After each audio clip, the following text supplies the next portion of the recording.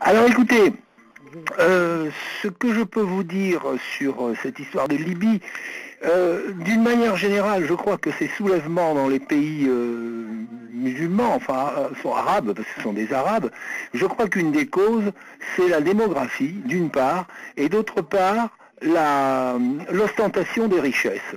Je crois que nous avons connu ça en Occident, surtout, enfin en France, au début du siècle dernier, où la fortune était très ostentatoire, des châteaux, des hôtels particuliers, des équipages, et où la misère était également ostentatoire. Donc c'est un peu le même phénomène qui se produit dans ces pays-là.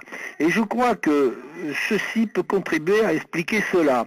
Alors maintenant, en ce qui concerne la position de la France en Libye, vous savez, enfin nous savons tous, que nous avons multiplié les maladresses, notamment avec cet ambassadeur en Tunisie, qui a agi dans le style de Sarkozy, c'est-à-dire décontracté, qui ne plaît pas tellement aux Français, parce que nous sommes un pays de vieille monarchie, d'empire, on a le sens de la solennité du pouvoir, et là nous avons des gens qui jouent un peu les copains, et ça plaît pas. Bon, Madame Alliot-Marie a été renvoyée, et là il y a Monsieur Juppé qui est là.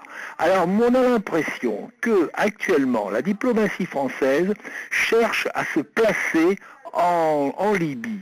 Mais imaginez, on a reconnu le gouvernement provisoire, imaginez qu'il l'emporte. Vous voyez la position de la France. On joue une carte, on joue une carte importante là. Il mise sur la chute de Kadhafi. Alors, ce qui va se passer, ce qui se passe pour les frappes, bon, est-ce que la rébellion va l'emporter? Là, je viens d'arriver, j'ai pas eu les dernières nouvelles, mais il est certain que la France seule, si on envoie un porte-avions, on pourrait neutraliser une bonne partie de l'aviation de Kadhafi, et donc assurer la victoire des insurgés. Voilà. Et nous jouons une carte très importante. Là, alors est-ce que Sarkozy veut redorer son blason avant les élections présidentielles de 2012? On pense qu'il va se présenter. Voilà, en gros, ce que je peux vous dire sur cette affaire libyenne. Voilà.